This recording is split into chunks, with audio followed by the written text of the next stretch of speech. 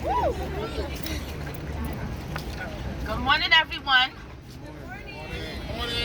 I want to hear this chant. Drop the charges. Drop the charges. Drop the charges. Drop the charges. One more time. Drop the charges. Drop the charges. Okay, very good. Okay, good morning. My name is Susan.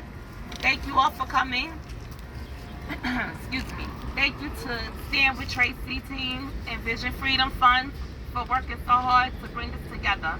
My name is Susan Hadley. I'm a vocal New York leader in the Civil Rights Unit. I'm a Harlem native, a woman, a mother, a grandmother. Today I'm standing here in solidarity and honor with my sister, Linda Cohen, who was a survivor of domestic violence. I'm standing in solidarity with Tracy McCarter, who is currently being prosecuted by Manhattan DA Bragg for her survival. And I'm standing in solidarity with everyone who has survived domestic violence and in honor of those who have not. Tracy McCarter is one of the thousands of people who was arrested and prosecuted in this country for defending themselves against sexual, domestic, and other forms of gender-based violence. Today in New York, thousands of survivors are held in murderous cages on Rikers Island and other city jails for daring to survive.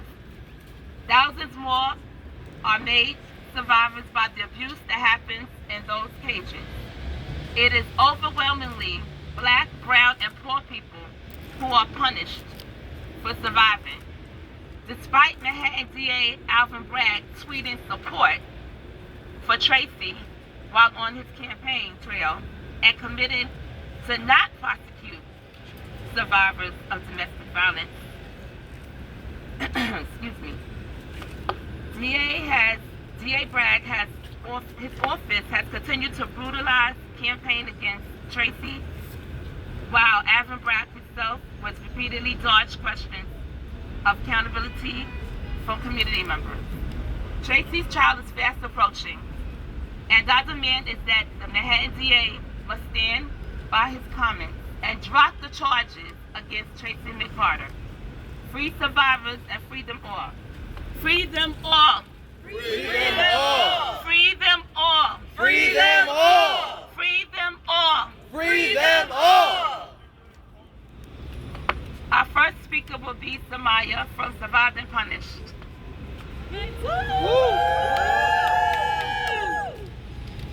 Thank you. Thank you so much. Thank you all so much for being here today. As we started off, we're here today to demand drop her charges, free them all, and for the Manhattan DA office to stop prosecuting survivors of domestic violence. My name is Sama. I'm a member of Survived and Punished New York and also a member of the Stand With Tracy defense team. Survived and Punished New York is a coalition that is committed to ending the criminalization of survivors of domestic and sexual violence. We use prison abolition as both a theory and practice in how we go about our work, because we understand that policing, surveillance, imprisonment does not actually create safer communities, but instead further punishes criminalized individuals, their families, and their communities. And so our message here today is that we are demanding free them all, even though we are specifically here for Tracy. This is not about one person, right? As we were told before, there are many people like Tracy who are in cages in New York, who are being prosecuted by various district attorney offices all around the country. And so we're here thinking of all of them as we push DA Bragg to drop the charges against Tracy McCarter. Tracy McCarter is a Black woman. She's a mother, she's a grandmother, she's a friend, she's a wonderful individual who is being prosecuted for simply surviving, right? For having the audacity to protect her life and coming out of that situation alive. And that is something that should be celebrated and that she should not be being punished for, right?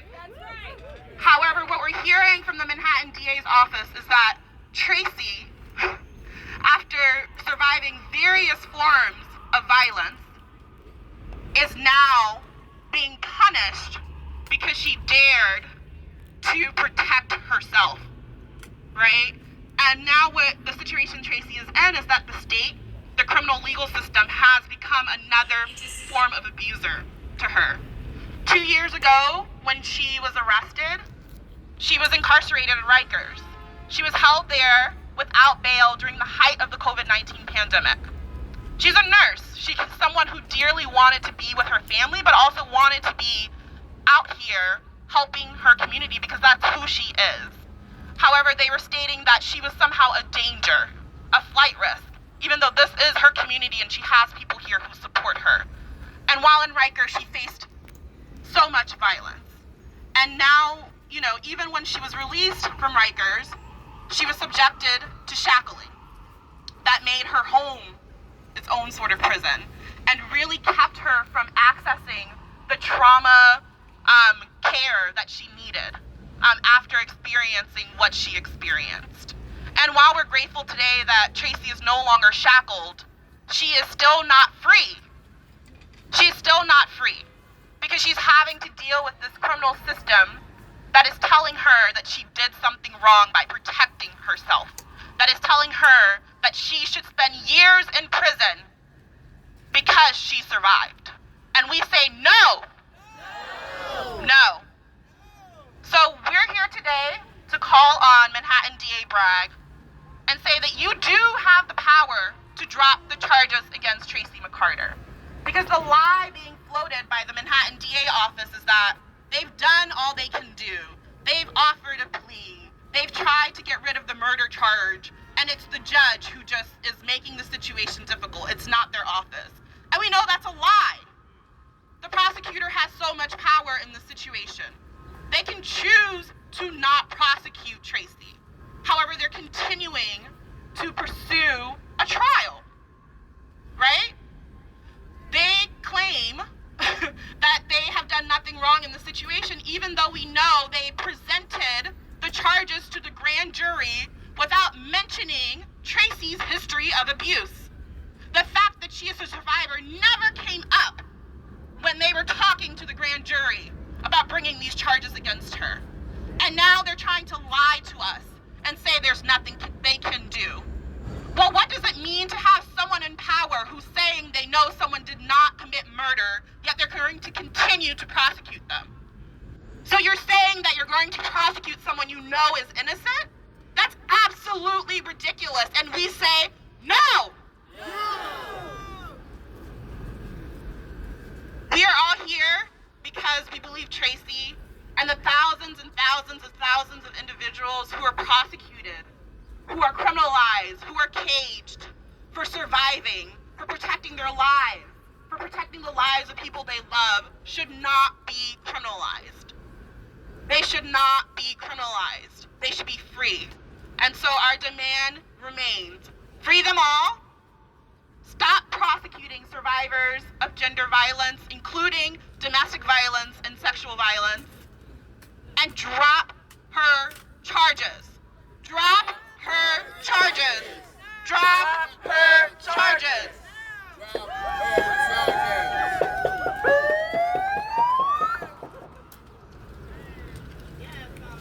Thank you, Summer. Thank you so much. No justice. No peace. No justice. No peace. No justice. No peace. DA Bragg is trying to convince us that he doesn't have the power to drop Tracy's charges. We will not be fooled by these lies. Alvin Bragg is the DA, and he decides which cases are prosecuted and which are not. And we all know that justice demands that all charges against Tracy McCarter be dropped. That prosecution of all survivors be ended immediately, and that they all be free. Now I'd like to welcome my next speaker. We have the organizer of today's action, Angel Parker from Court Watch, New York City.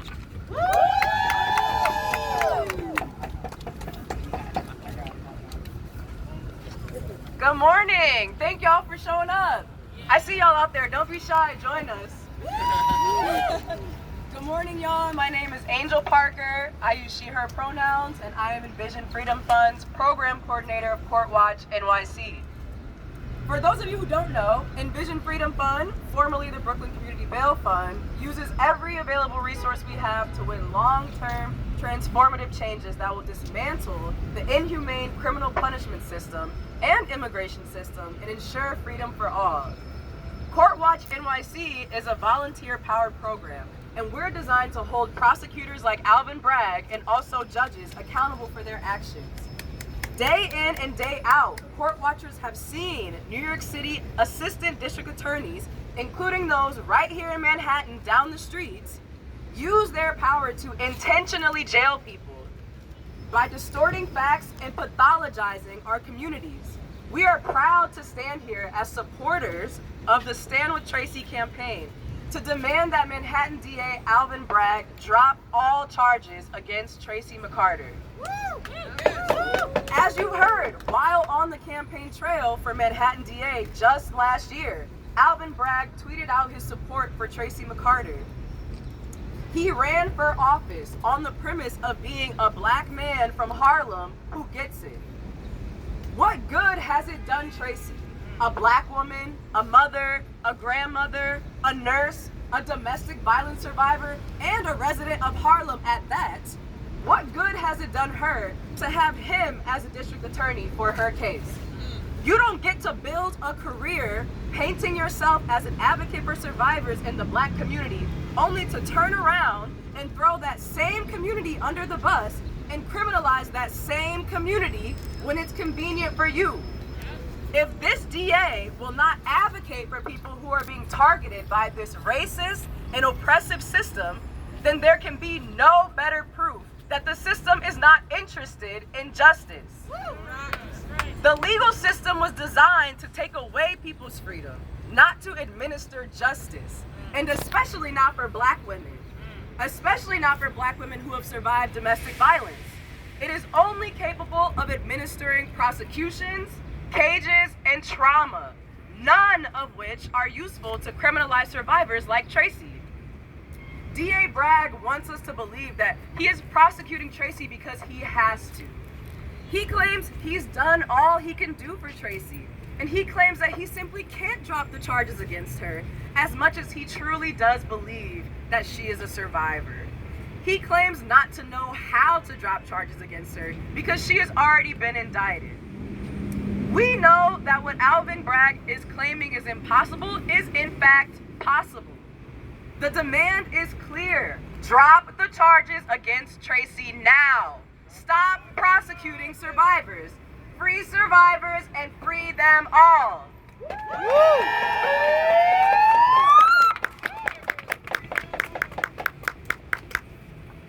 Thank you so much, Angel. When I say Tracy McCarter, say her name. Tracy McCarter. Say her name. Tracy McCarter. Say her name. Tracy McCarter. Say her name. Thank you. Next, our next speaker is Solomon Acevedo, Deputy Public Advocate for Justice, Health, and Safety for the NYC Public Advocate, Jemani Williams. Thank you. No justice. No peace. No justice. No peace. Good morning, everybody. My name is Solomon Acevedo. I use he, him pronouns, and I'm the Deputy Public Advocate for Justice, Health, Equity, and Safety in the New York City Public Advocate's Office underneath the Honorable Jemani D. Williams, who couldn't be here today. Jemani's right now at a meeting with the family of Kowalski Trawick. See, justice is necessary on all fronts, and I'm saddened that we're here on a day in the month of October, which is Domestic Violence Awareness Month. And I'm sad that while we're here talking about our current DA, we can't forget that it was Cy Vance that indicted this case to begin with. And that this is a systemic issue when it comes to what we do when people survive domestic violence by any means necessary. It's a complicated issue. And the problem that we're having is that we don't want to deal with it. We don't want to deal with the fact that more often than not, it is black women who are the ones who are being prosecuted for things like this disproportionately. And I want to know how many women on Rosie's right now, over 200, have been in the same situation. What's happening to Tracy is something that shouldn't happen to people who are trying to have freedom and peace in their life, but are bound by the fear of being able to disclose the painful abuse that's going on in their lives. And the fear of disclosing is because people know they don't have support. People know they don't get support from law enforcement. People know that the court system is flawed. They don't want to re-traumatize themselves trying to get free from a situation. But when escape is impossible, what is someone to do? So I'm standing here today to push everyone out here to think about what we do when we engage in deep problems like intimate partner violence. How many resources are we putting to bring solutions to the situation? Why are we only using one layer of engagement that's law enforcement? That doesn't work. That's right. So we want to free them all. Free them all. And so not only are we asking for the charges to be dropped, and I don't want to let the judge off the hook. I don't. I really don't want to let the judge off the hook, because decisions can't be made, and all actors have to work together in the criminal court system. So I want to say that not only do we have to free them all today, we have to close Rosie's today.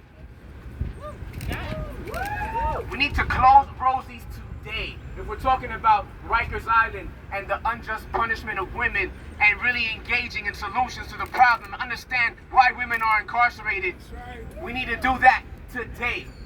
So free them all.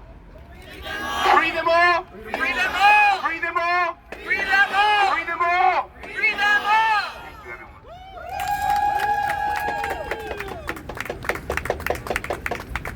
Thank you, Solomon. When I say Black Lives, you say matter. Black Lives. Matter. Black Lives. Matter. Black Lives. Matter. Thank you. Okay, next we have Jess from Critical Resistance. I'm sorry.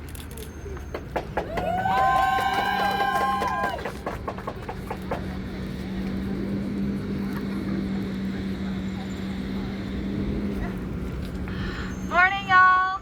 Thanks so much to Survived and Punished, Envision Freedom Fund, and Volco New York for organizing this and for inviting me to speak. My name is Jess, and I am a member of the New York City chapter of Critical Resistance. And for the past few months, I have been organizing with others here against a proposal to cite a new jail for, quote, women, gender nonconforming, and gender expansive, end quote, folks in Harlem. According to the Women's Community Justice Association and other proponents of the aforementioned proposal, 70% of those held in Rosie's are mothers or primary caregivers. 49 to 97% have survived intimate partner or family violence, and 82% were receiving some sort of mental health services. Harlem, the Bronx, and East New York/Brownsville have been the top zip codes for Rosie's admissions for the past 5 years.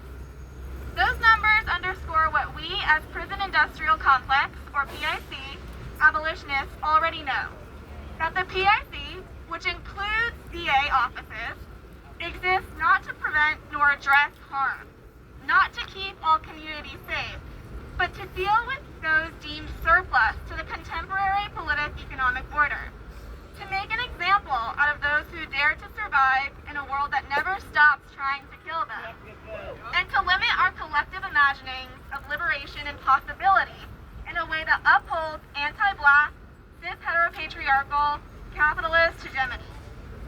Yet WCJA and others want to advocate for yet another cage in New York City.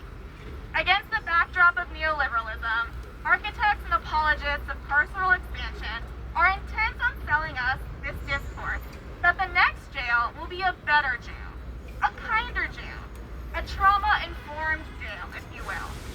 But given that the Women's House of Detention and Rosie's itself were both created with that exact same discourse, We know that is not true. In the words of Rose Brass, a jail is a jail is a jail. So long as it is locked, so long as the folks inside are not free to come and go, so long as the logic sustaining it is one of control and or punishment, whether the guards are employees of nonprofits or Department of Corrections does not matter. Rather, what we know, both from the lived experiences of people like Tracy and learned expertise, is what survivors deserve is not another jail, not another way for their bodily autonomy to be restricted, not state violence in lieu of power-based interpersonal violence.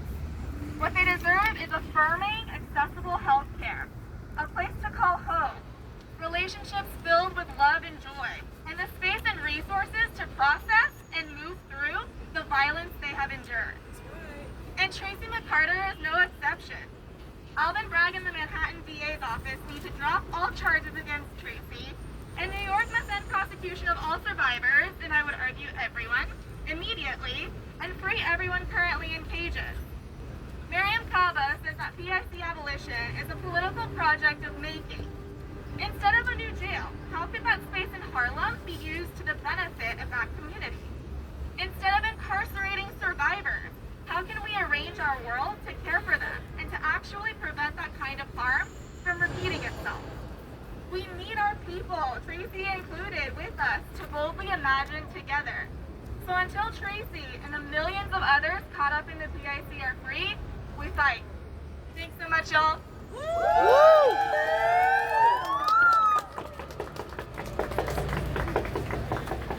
Thank you, Jess. No justice. No peace. No justice. No peace. No justice. No peace. Okay, we have to be very clear. The legal system was designed to take away people's freedom, not to administer justice, and especially not for black women who've survived domestic violence. It is only capable of administering prosecution and cages, none of which are useful to criminalize survivors like Tracy or other people. D.A. Bragg has made promises to while he campaigned. As a matter of fact, I want to say this. D.A. Bragg came to my church, St. John's in Harlem, and he campaigned to us that, oh, he's going to be the best. But yet he locks up a black woman and keeps her there, and it's not fair. No, it's not fair. No, it's not. Okay, I think that's all of our speakers for today. So I'm just going to say this.